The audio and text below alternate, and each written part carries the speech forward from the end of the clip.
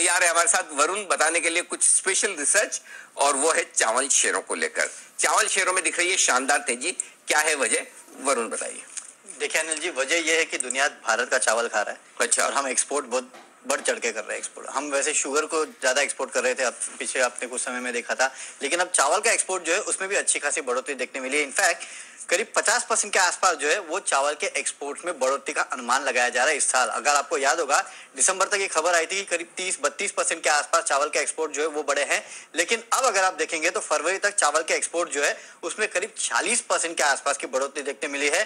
करीब 2 करोड़ 14 लाख टन के आसपास का एक्सपोर्ट जो है भारत से चावल का हुआ है। और हम लगातार देखते थे कि बासमती राइस का एक्सपोर्ट होता था और वो खासकर मिडिल ईस्ट में होता था, लेकिन अब अगर आप देखेंगे तो नॉर्मल जो ब्रोकन राइस है या फिर नॉर्मल जो चावल है उसके एक्सपोर्ट्स में भी बढ़ोतरी होने लगी है। और खासकर बांग्लादेश, चीन जैसे देश जो है वहां पे एक्सपोर्ट हो रहा है।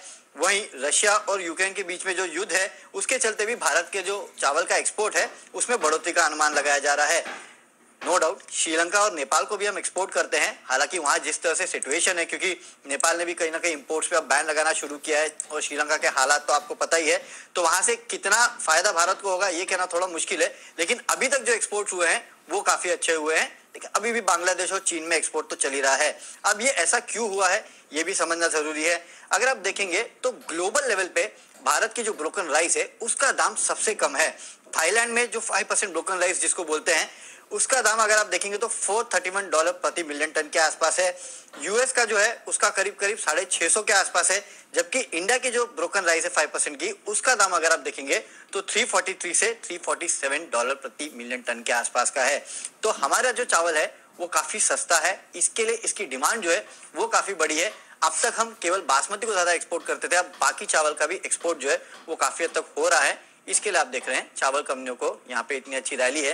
नो डाउट हमारी चावल कंपनियां जो है वो खासकर बासमती राइस को एक्सपोर्ट करती है, लेकिन कुछ समय पहले मेरे ख्याल से KRBL जैसी कंपनियां या फिर बाकी कंपनियां हैं उन्होंने नॉर्मल चावल का एक्सपोर्ट भी शुरू किया था, तो इसके लिए आप इन स्टॉक्स में तेजी देख रहे हैं। तो चावल का एक्सपोर्ट काफी है। चावल का एक्सपोर्ट बहुत बढ़ रहा है।